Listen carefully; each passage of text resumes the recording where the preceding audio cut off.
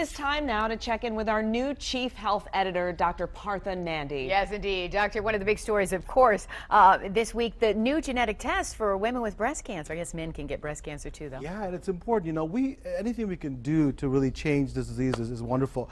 You know, it's changing in ways that millions of women are being screened. It's a fraction of the cost compared to other conventional tests. And that's what makes it affordable for low-income women. I have a closer look at what this test actually does. It was actress Angelina Jolie who took genetic testing to determine she was at high risk for breast cancer. But not everyone can afford a $4,000 test. Color Genomics is the company behind this little box priced at $249.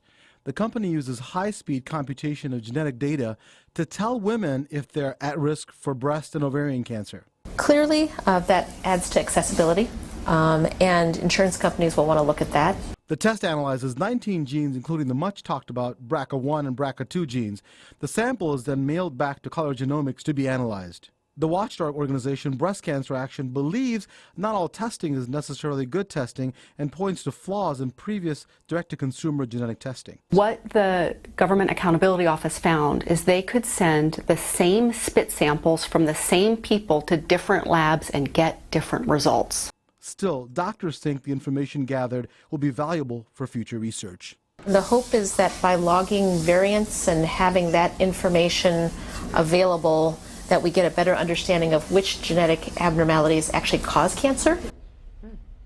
You know, and the idea, you know, Glenda and Carolyn, is that how do we get more women to get this test, because insurance often doesn't cover genetic tests. It's important to tell our viewers is that it should be ordered by a doctor, but you know, having family members that have had breast cancer, yes, it's often very expensive if the insurance doesn't cover it. So the idea is that are we taking a step so more women can afford this, even if without insurance? You got to hope so. You got to hope it's going to be cheaper. Absolutely. And the support is there for research. We see the walks. We see all the support there. So we hope that this will help. Yeah, it seems like it's an epidemic, so absolutely. All right. So, Dr. Nandi, we're talking about homeopathic medicine. Some of it under scrutiny by the FDA. Can you talk about that? It's big business, okay, you know, about $3 billion a year. My patients come to me all the time and talk to me about that. So the Food and Drug Administration just wrapped up a big hearing on this. And some experts who testified blasted products like Cold-EEZE and Zicam and other alternative remedies. They're protected by federal law, but not always accepted by mainstream medicine.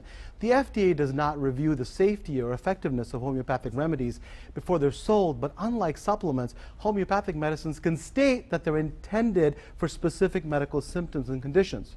Since 2009, the FDA has issued 40 warning letters to homeopathic product makers. And last month, the agency warned U.S. patients with asthma not to rely on homeopathic products, claiming that they treat the respiratory conditions. So, you know, we're worried that, are we going too far with this? But the other fact is that 1/3 of American patients are using it. Oh, yeah. So the fact that the FDA is really talking about it is huge. You know, the problem is that we have this closed environment. Yeah. The homeopathic people say, you know what, this is right, and the people that are against it are not talking. So hopefully this is a conversation that we can have. You know. Yeah. And I'm sure the best advice is just to talk to your doctor. But before we run out of time, Dr. Nandi, let's talk about bird flu really quickly, because a lot of people are afraid about it. Do you think it's coming to Michigan? Because I know right now it's just on egg farms. Yeah, it's a very important point. You know, it's in Midwestern states, Wisconsin, Iowa, if you've been following the news, have had it. So definitely it can come, but they're doing everything in their power, euthanizing those animals that have the bird flu so they don't come to Michigan. And they're in direct contact. These are people in direct contact with the animals, you said. Yeah, you know, the thing is that we talk about is, our people are worried, am I going to get the bird flu? Because they say, well, does it mean that if I have chicken, am I going to get it? The key is that unless you're handling these animals, it's very difficult for you to get it. And when people do get it, it doesn't spread from person to person very easily. So stay tuned, but you know, the public officials are doing everything in their power to stop this disease in their tract. Thank you so much. Thank you, Dr. Nandi. Thank you. Nandi. Remember, as always, we want to hear your health questions, so make sure you email Dr. Nandi at WXYZ.com.